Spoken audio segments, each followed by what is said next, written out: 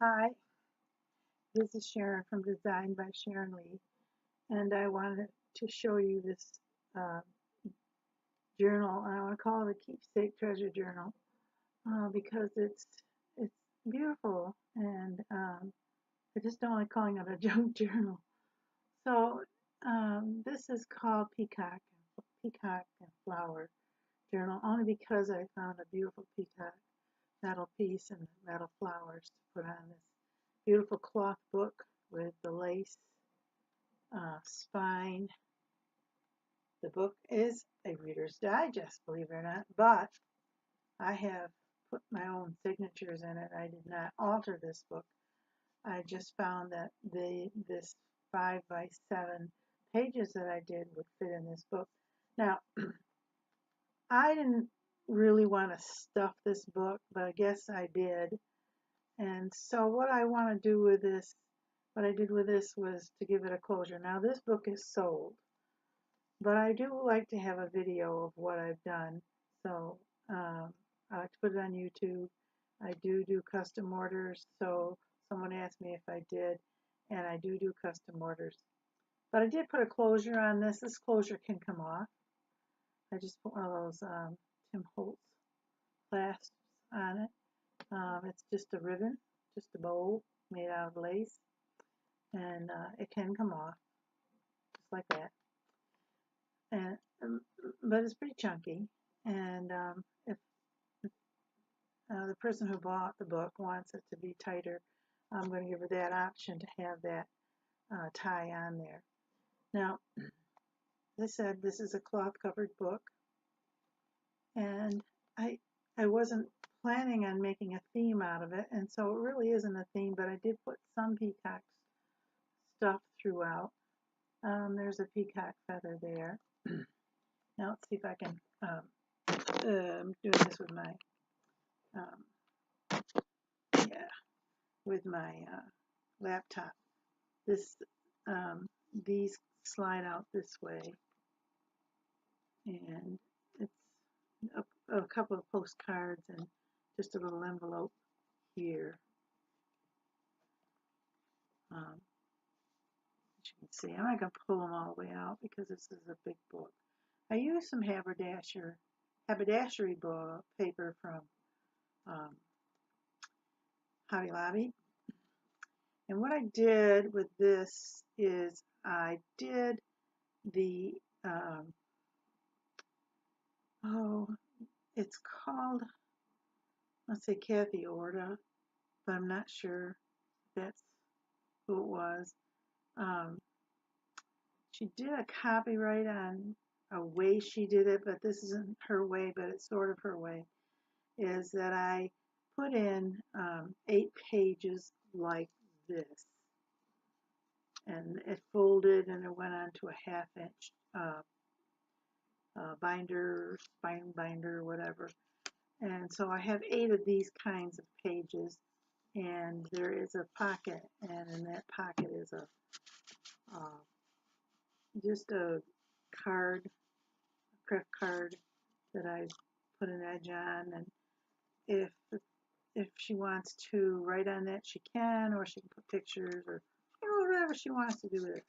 And here's a lady from that collection, and a little just a folder to write on.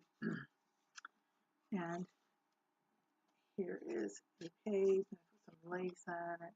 I've put an envelope here, coffee dye. I believe there's some ephemera in that. I'm not going to go through everything because it's a big book. Each one of my signatures, I counted 10 pages, so that makes 20 pages in it when you fold it in half, and that makes 40 surfaces to write on or to do whatever you want on it. But a lot of them I put some images on it. What I did was I took my paper, the Adosia paper from Hobby Lobby, and cut it by 8.5 by 12, and then I copied images on it.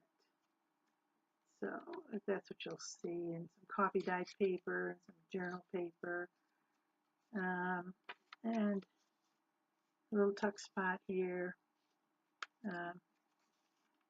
bag with ephemera in it, and some more journal paper, and some journal paper I got. A little glassine bag, library pocket, and here's the end of that one. It's the tuck spot. Pardon me while I tuck that back in. And then here's the segment where I pasted front to back together, made a pocket right here. This is an envelope I made from some old music paper with some ephemera in it.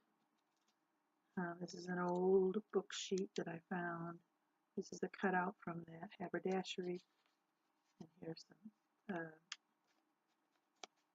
just some different kinds of cards. And you can write on every card, and I've stained every single page. So just a quick walk through.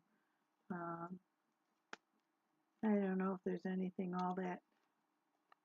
It's a pretty book, I should say that. It's really, really pretty. Here's a tuck spot right here, and then this came untucked. So we'll just tuck it back. Well, we'll tuck it back. I can't tuck it back in without my other hand, so I'll just leave it there for now and tuck it in before I send it to her. And there's a glassine bag and an envelope that I pasted it on one side, and it opens like this, and you can see it's got some ephemera in it.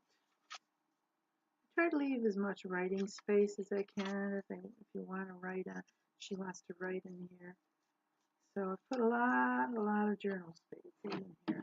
Excuse me. So, I don't know how clear that is. It doesn't look all that clear to me from taping it. So I just want to just have a little record of this book. As I said, it's a big book.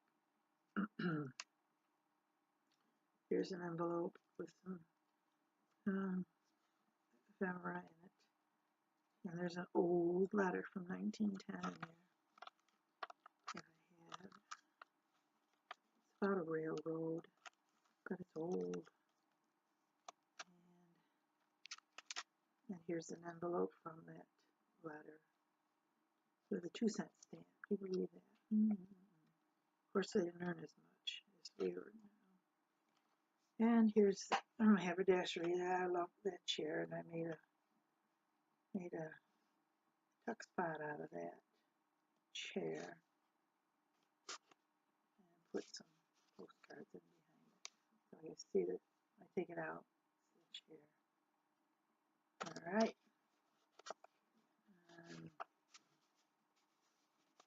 I put lace along the side and put a lot in. I really honestly did not want to make this a big chunky book, but it ended up to be a big chunky book. Here's another envelope. This is not attached. It's coffee dyed. I said I have seven signatures, 8 sections, so that the signatures fit into the spaces. So I hope she loves the book, because I think it's pretty neat.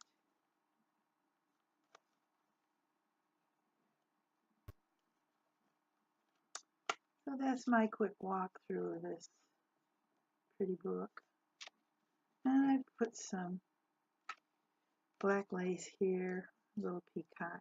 I put a couple, maybe 3 or 4 images of peacocks because of the title, and some black lace hole put on top of the